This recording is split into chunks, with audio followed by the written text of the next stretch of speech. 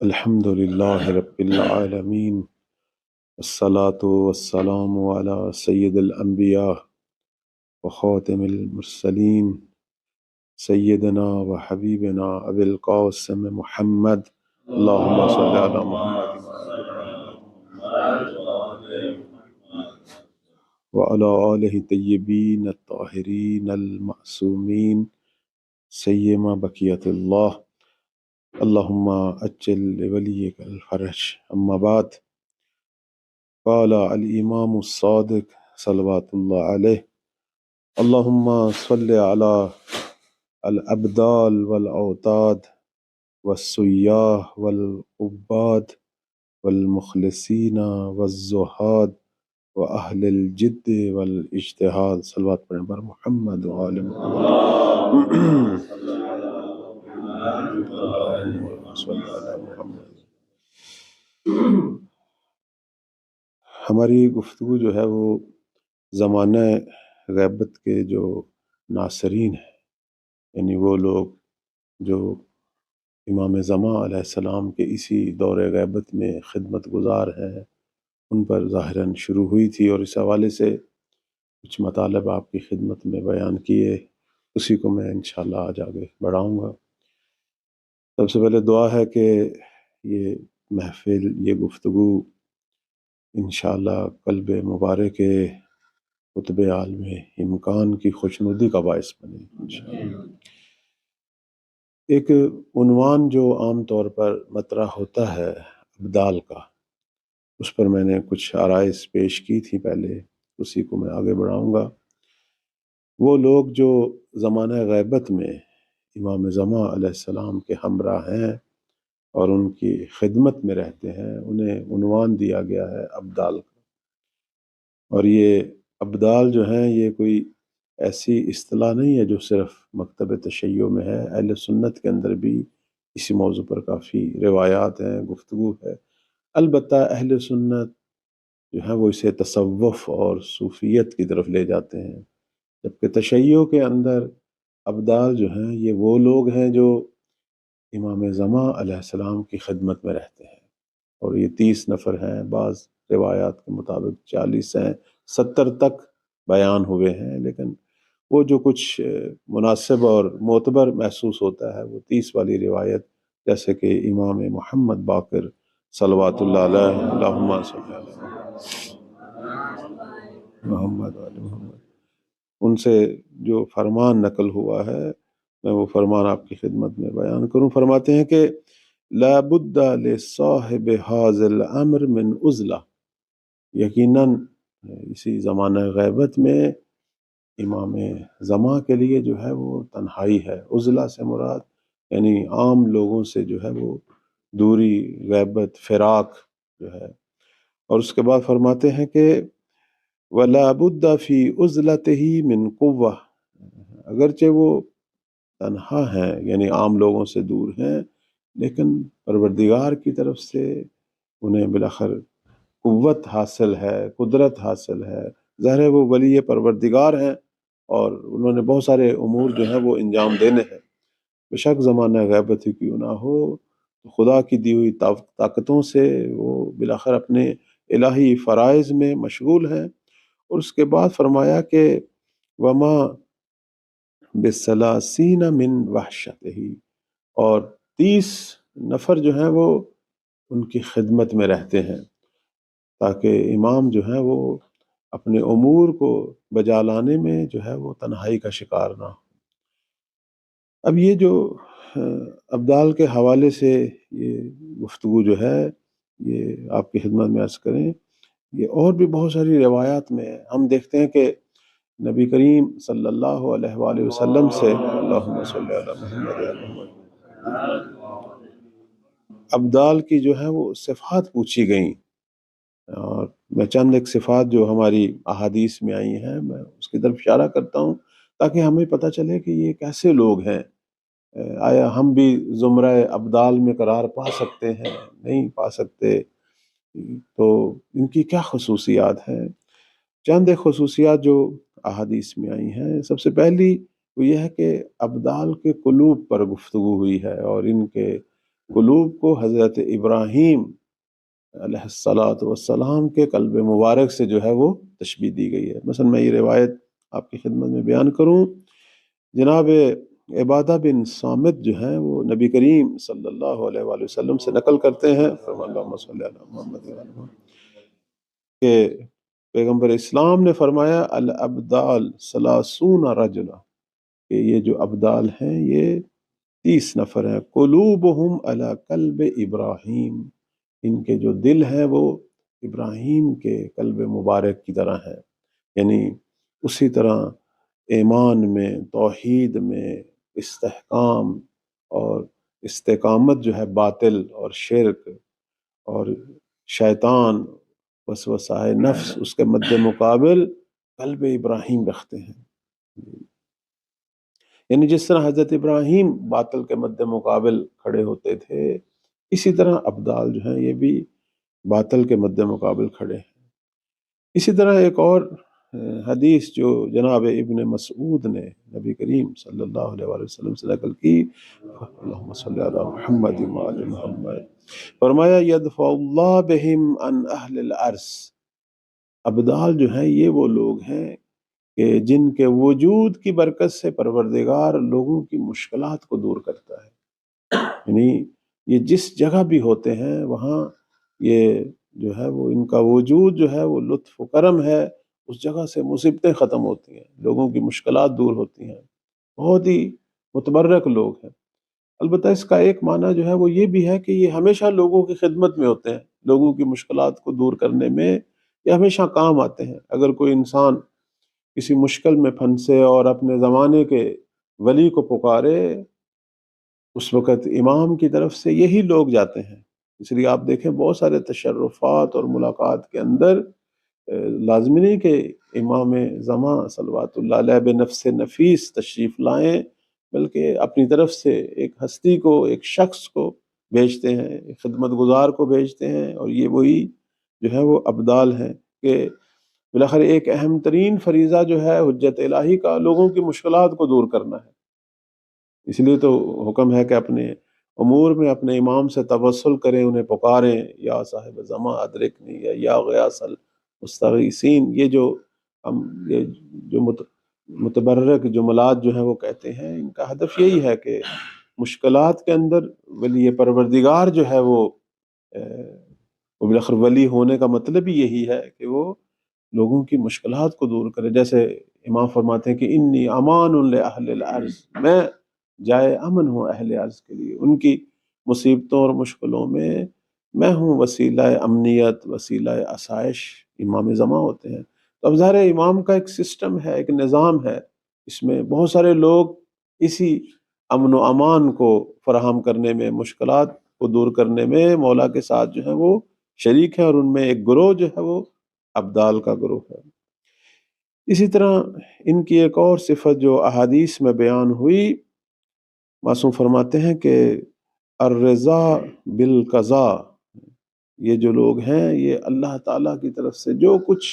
مقدر ہوتا ہے اس پہ یہ راضی ہیں۔ مثلا خود بھی اگر مشکلات کا شکار ہوتے ہیں تو توحید میں اور ایمان میں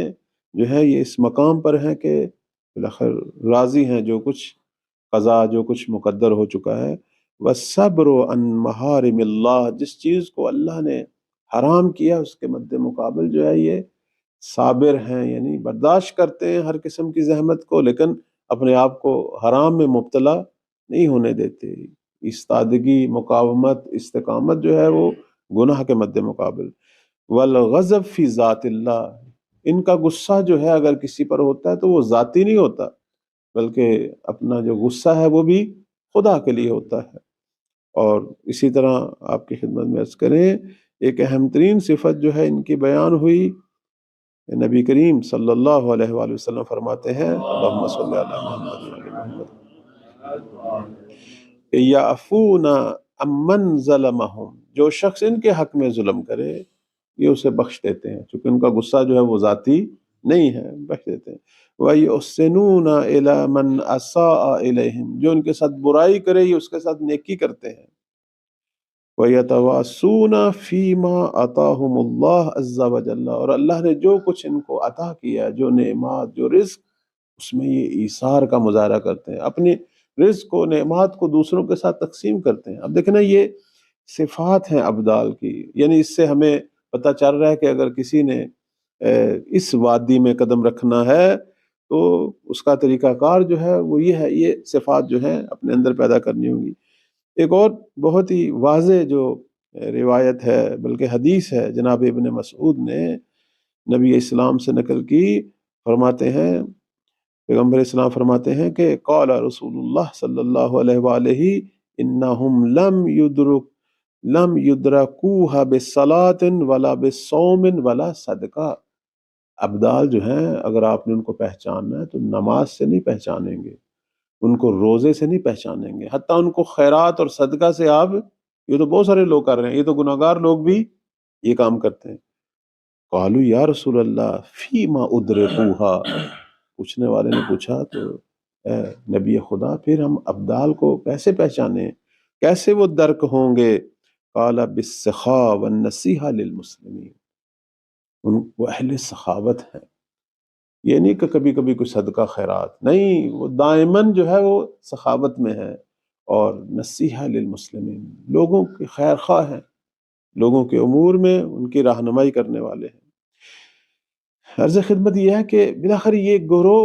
زمانہ غیبت میں موجود ہے، اور اگر آپ تشرفات اور ملاقات کے باب کو کھولیں، جو واقعات جو ہیں علامہ مجلسی نے لکھے، اسی طرح آپ کی خدمت میں عرض کروں محدث نوری نے کتاب شریف نجم الثاقب میں، یا شیخ طوسی علیہ رحمہ نے کتاب الغیبت میں، اب ان کتابوں میں یا دور حاضر کی اگر کتابیں آپ دیکھیں تو اس میں جہاں امام زمان علیہ السلام کی ملاقات کے واقعات میں خود حضرت کا آنا ذکر ہے، وہاں ابدال سے ملاقاتوں کا بھی ذکر ہے، اور حتیٰ ہمارے علماء فقہا سے ابدال کی ملاقاتیں ہیں، اور وہ حیران ہوتے تھے کہ میں وقت کا بہت بڑا فقیہ، ایک معمولی شخص جو ہے وہ اس حد تک ترقی اور کمال روحانی اور معنوی اعتبار سے پیدا کر چکا ہے کہ مولا نے اسے جو ہے وہ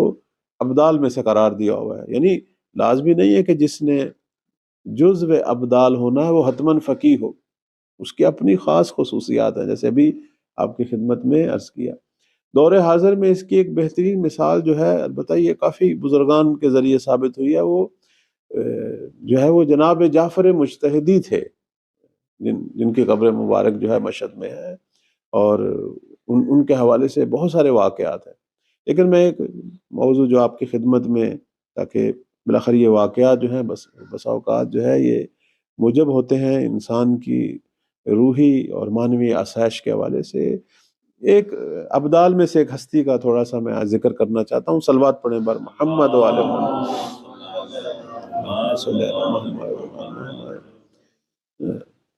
البتہ اسے میں نے سب سے پہلے جو ہے ہمارے ایک بہت بڑے مشہور ایران کے سخنان ہیں استاد مسعود علی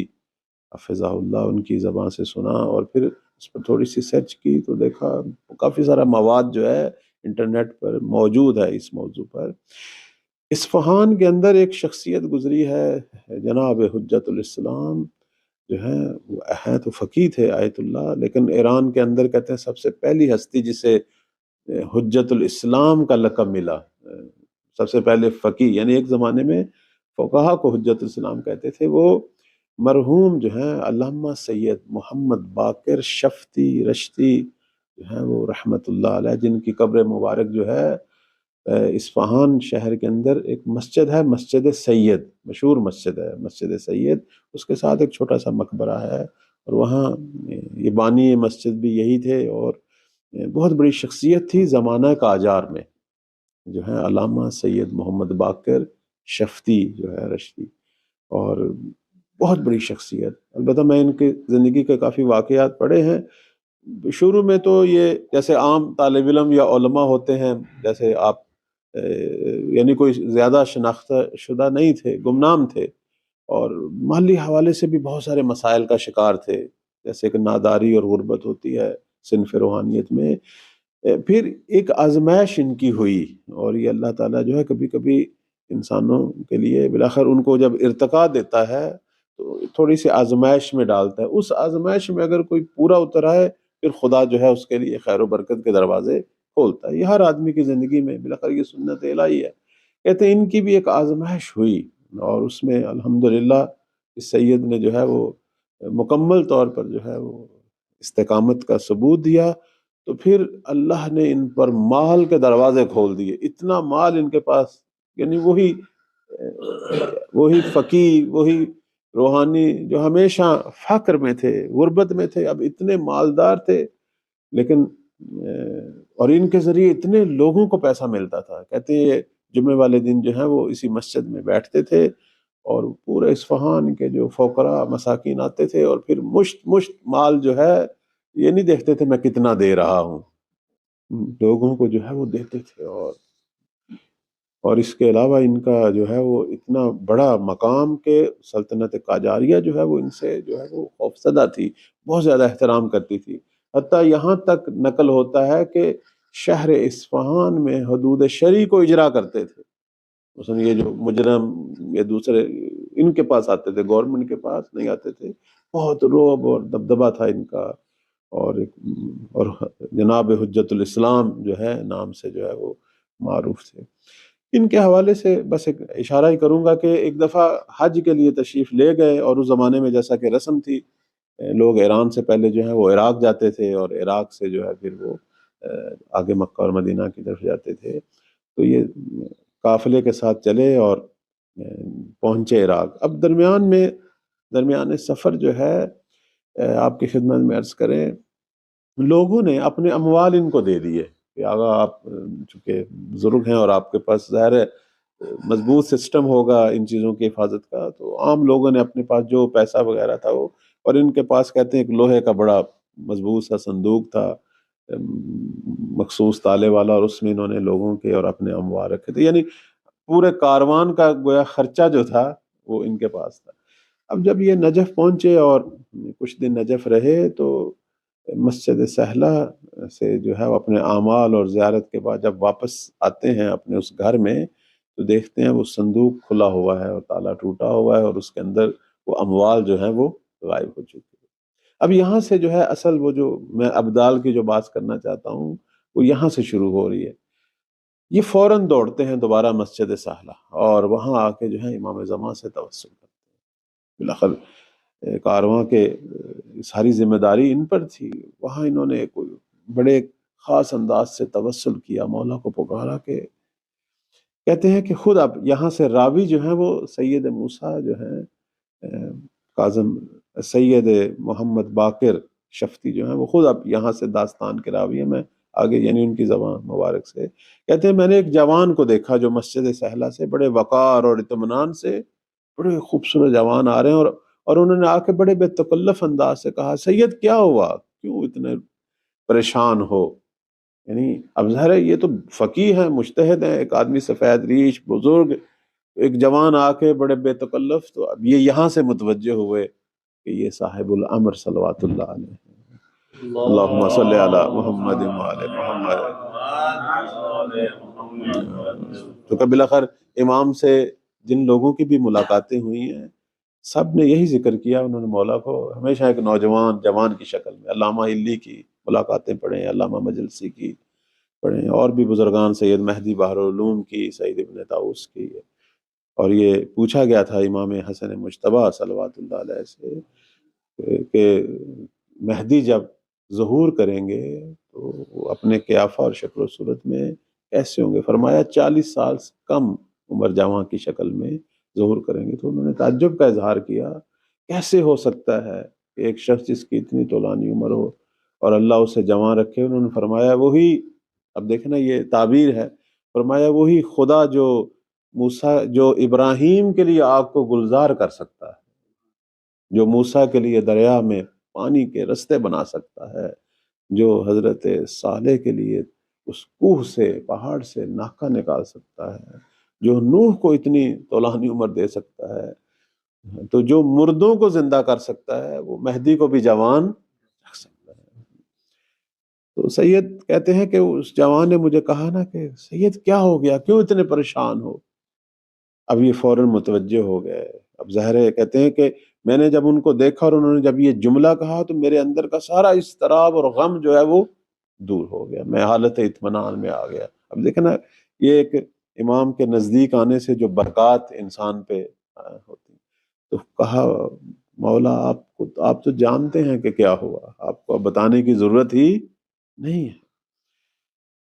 جناب سید کہتے ہیں کہ امام نے اب وہاں مسجد سہلہ کے دروازے پہ کھڑے تھے اور ایران کی طرف رخ کر کے 3 دفعہ کہا ہالو ہالو ہالو. اب آپ دیکھیں ہالو جو ہے ایران میں جو ہے یہ اصطلاح عام طور پر ان لوگوں کے لیے استعمال ہوتی ہے جو یہ بازاروں میں ریڑیاں لے کر لوگوں کا سامان جو ہے ادھر سے ادھر منتقل کرتے ہیں. بڑے حیران ہوئے. یہ جب 3 دفعہ ہالو ہالو کہا تو دیکھا ایک جوان ایک شخص جو ہے وہ دوڑتا ہوا پہنچا. جی مولا حکم فرمائیں. کہا ہالو آغا سید کا کام ہے چھوٹا سا کر دو. اس کے بعد انہوں نے خداحافظی کی اور امام جو ہے چلے گئے. اب یہ جو سید ہیں یہ اس ہالو کو کہتے ہیں کہ میں نے تمہیں دیکھا ہوا ہے، تم تو اصفہان میں بازار میں باربری کا کام کرتے ہو، لوگوں تم تو اپنے ہی ہالو ہو، یعنی اپنے شہر کے ہی ہو، چونکہ شاید پہلے دیکھا ہوگا، جانتے ہوں گے. اس نے کہا جی قبلہ میں آپ کے اپنے شہر کا ہی ہالو ہوں. اس کا نام بھی محمد حسین تھا. اس نے کہا میں وہی محمد حسین ہوں کہ شکی جسے کہتے ہیں، یعنی لوگوں کا سامان ادھر سے ادھر منتقل کرنا ہالو. انہوں نے کہا کہ تجھے مولا نے پکارا ہے یعنی میرے امور کو حل کرنے کے لیے. اللہ اکبر، کیا تیرا مقام ہے؟ مجھے نہیں پتا تھا. میں تو پتہ نہیں کتنی دفعہ پہلے تمہیں دیکھا ہوا ہے، مجھے نہیں پتا تھا کہ تم اس مقام تک پہنچ چکے ہو کہ فقہا کی مشکلیں حل کرنے کے لیے امام جو ہیں وہ یعنی یاران امام زمان میں سے ہو. بڑے تعجب کیا، بڑے حیرت ہوئی انہیں. کہا کہ 3 دفعہ تمہیں پکارا ہے. اس نے کہا جی پہلی دفعہ جب پکارا تھا میں اس وقت اصفہان کے بازار میں تھا. پھر اس نے کہا دوسری 2 پکاریں میں نے راستے میں سنی ہیں. اس سے متوجہ ہوئے یہ تحی الارض بھی تھے. ظاہر یہ جو ابدال ہیں سارے تحی الارض ہیں، انہوں نے ظاہر پوری زمین پر لوگوں کے کام کرنے ہوتے ہیں. اس کے بعد اس شخص نے کہا کہ قبلہ آپ گھر جائیں، میں آ رہا ہوں آپ کے پیچھے، بالکل کوئی پریشانی والی بات نہیں ہے، وہ میں مسئلہ جو ہے حل کر دوں گا. جناب سید جو ہے وہ کہتے ہیں کہ میں جب پہنچا اپنے گھر میں تھوڑی دیر بعد وہ ہالو جو ہے وہ کیسے سارے لوگوں کے ایک بوری میں ڈال کے لے آیا. اس نے کہا گنے پورے ہیں، سارا مال گنا ان کا بالکل ٹھیک ہے. اس کے بعد اس نے کہا میری ایک خواہش ہے آپ سے کہ یہ ذکر جو ہے کہیں نہ کریں، اس بات کو چھپا رہنے دیں، یہ کہیں بھی ذکر نہ کریں. انہوں نے اس سے کچھ مزید باتیں بھی کی، میں بس مختصر کر رہا ہوں. آخر میں اس نے کہا کہ اگر آپ یہ مجھ سے وعدہ کریں کہ یہ راز افشا نہ کریں تو آپ حج پہ جا رہے ہیں تو میں مقام عرفہ پہ جو ہے آپ کو وہاں لے جاؤں گا جہاں مولا کا خیمہ جو ہے وہ نصب ہوتا ہے. میں یہ آپ کی یہ خدمت ضرور کروں گا. سید کہتے ہیں کہ میں چلا. خیر ہم حجاز پہنچے اور حج کے ایام اور عرفہ، آپ کو پتہ ہے میدان عرفات کیا منظر ہوتا ہے. معصوم فرماتے ہیں الحج عرفہ، اصل میں حج ہوتا ہی عرفہ. کہتے وہاں میں انتظار میں تھا صبح سے، اور بالآخر تھوڑی دیر بعد میں نے دیکھا وہ ہجوم میں سے ہالو کو آتے ہوئے اپنی طرف ملا، اور اس نے کہا کہ بلائیں میں آپ کو اس جگہ لے جاؤں جہاں مولا کا خیمہ نصب ہے. وہاں ہزاروں خیمے ہوتے ہیں. تو سید اس کے ساتھ چل پڑے اور خیمے کے ایک خیمہ کے دروازے تک پہنچ گئے. کہا یہ ہے خیمہ. انہوں نے کہا پھر اندر کیوں نہیں جانا؟ اس نے کہا اندر مجھے جانے کی اجازت نہیں ہے، میں صرف یہیں تک آپ کو جو ہے وہ لا سکتا ہوں. اس کے بعد آلو جو ہے ان سے خداحافظی کی اور چلے گئے. یہ پھر کہتے ہیں میں نے اب ظاہر ہے جب اندر آنے کی اجازت نہیں تو میں بھی پھر اندر نہیں گیا. میں اسی خیمے کے ساتھ بیٹھ کر اپنے سارے اعمال کرتا رہا. ایک عجیب منظر تھا، روحانی گریا. اور کہتے ہیں کہ آغا سید کہتے ہیں کہ اس کے بعد ہم جب حج کے اعمال انجام دینے کے بعد واپس ایران آئے. اب ظاہر ہے یہ جب اصفہان پہنچے تو شہر کے بہت بڑے فقیہ تھے، حکومت لوگ سب استقبال کے لیے، اور ایک بہت بڑا ولیمہ جو ہے جیسے حاجیوں کے حوالے سے ہوتا ہے ان کے لیے رکھا گیا، گورنمنٹ کی طرف سے، لوگوں کی طرف سے. پوری ایران کی مملکت کے لوگ، عمرا، ہر طبقے کے لوگ آ رہے تھے آغا سید کو مبارکباد حج کی تو کہتے ہیں اسی دوران میں نے حالو کو آتے دیکھا،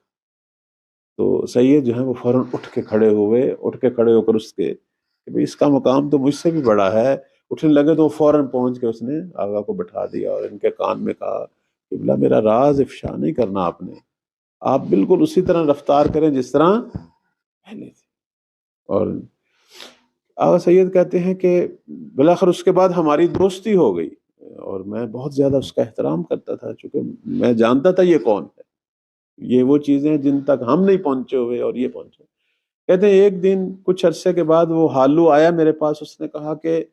صرف 4 گھنٹے رہ گئے ہیں میرے مرنے میں اور میں آپ کی خدمت میں پہنچا ہوں کہ میری یہ خواہش ہے، ہم جو دوستی ہے ہماری، کہ میرے امور جو ہیں غسل و کفن اور یہ سارے یہ آپ خود انجام دیں۔ حیران انہوں نے کہا نہیں ایسی باتیں نہ کرو، یہ تو کیوں مرنے کی؟ اس نے کہا نہیں یہ طے شدہ بات ہے، لیکن یہ اب یہاں سے ہم جانتے ہیں کہ یہ جو مخصوص لوگ ہوتے ہیں، جیسے ہم علی بن محمد سمری رحمۃ اللہ علیہ کے بارے میں وہ توقیع میں بھی پڑھتے ہیں، مولانا نے اس کو باقاعدہ خط میں بتایا کہ آخری نائب جو تھے کہ آپ 6 دن کے بعد انتقال، بخیر یہ امام سے وصل جو لوگ ہیں ان کو پتہ ہوتا ہے، اور یہ البتہ بہت بڑی نعمت ہے کہ اپنے امور کو ترتیب دے لیتے ہیں اپنے، ورنہ انسان ناگہانی مر جائے تو یہ۔ آغا سید جو ہیں انہوں نے کہا کہ ٹھیک ہے میں ضرور آپ کے سارے امور انجام دوں گا، صرف مجھے ایک بات بتاؤ، اب وہی بات جس کی خاطر یہ ہم کٹھے ہیں، مجھے ایک بات بتاؤ کہ حالو تو کس طرح اس مقام تک پہنچا؟ ہم لوگ اہل علم سارا دن کتابوں میں پڑھنے پڑھانے میں، لیکن تجھے مولا نے یہ کیسے مقام دیا؟ کس طرح یہ مقام پہنچا؟ اس نے صرف ایک جملہ کہا کہ آغا سید دنیا یہی ہے بس، یہ کہہ کے خاموش ہو، دنیا یہی ہے، میں اور کچھ نہیں کہہ سکتا۔ یعنی دنیا یہی ہے کہ ایک آدمی اس دنیا میں آتا ہے صرف اپنے گناہ پہ گناہ بڑھاتا ہوا چلا جاتا ہے، اور ایک آدمی آتا ہے اتنی نیکیاں کرتا ہے کہ اس حد تک کمال پاتا ہے کہ امام اسے ابدال میں سے جو ہے، یعنی دنیا یہی ہے، دنیا کے اندر دونوں راہیں کھلی ہوئی ہیں، یہ ہماری مرضی ہم نے کس راہ پہ قدم رکھنا ہے، صفات اور خصلتیں بیان ہوئی ہیں، ابدال بننا ہے تو وہ ہیں موجود ہیں، مولا کے ناصر بننا ہے تو وہ لکھی ہوئی ہیں، اب یہ ہمارا اپنا ارادہ ہے کہ ہم نے کون سی راہ کو اختیار کرنا ہے۔ اس نے کہا دنیا یہی ہے، اس لیے آپ دیکھیں دنیا کی مذمت نہیں ہے، دنیا سے جو ہمارا رویہ ہوتا ہے اس کی مذمت ہوتی ہے۔ دنیا تو